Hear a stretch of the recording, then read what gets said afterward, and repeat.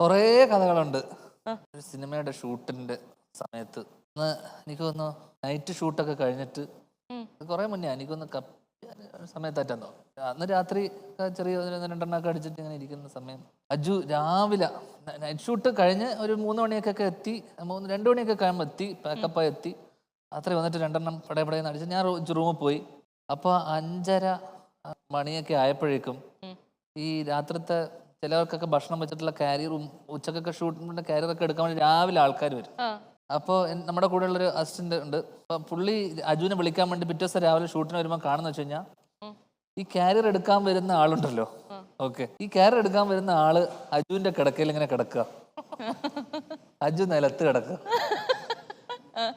പുള്ളി കാരിയർ എടുക്കാൻ വന്നതാ ഭക്ഷണത്തിന്റെ, ബാ എന്ന് പറഞ്ഞ വിളിച്ച് ആ ജോലി ചെയ്യാനിരുന്ന പുള്ളിനെ 2 അടുപ്പിച്ചിട്ട് പുള്ളിനെ ബെഡിൽ പുതപ്പിച്ച് കിടത്തിയിരിക്കുക. പുള്ളി ബോധമൊക്കെ പോയി പുള്ളി അവിടെ കിടക്കുക, അജു അതിന്റെ താഴെ നിലത്ത് കിടക്കുക. ഈ പുള്ളി പോയിട്ട് വേണം അവിടെ ഈ കാരിയറും ഇതൊക്കെ കൊണ്ട് പോവാൻ. അപ്പോ സഹജീവികളെ ഇത്രയധികം സ്നേഹിക്കുന്ന മനുഷ്യൻ ഉണ്ടാവില്ല അല്ലെ?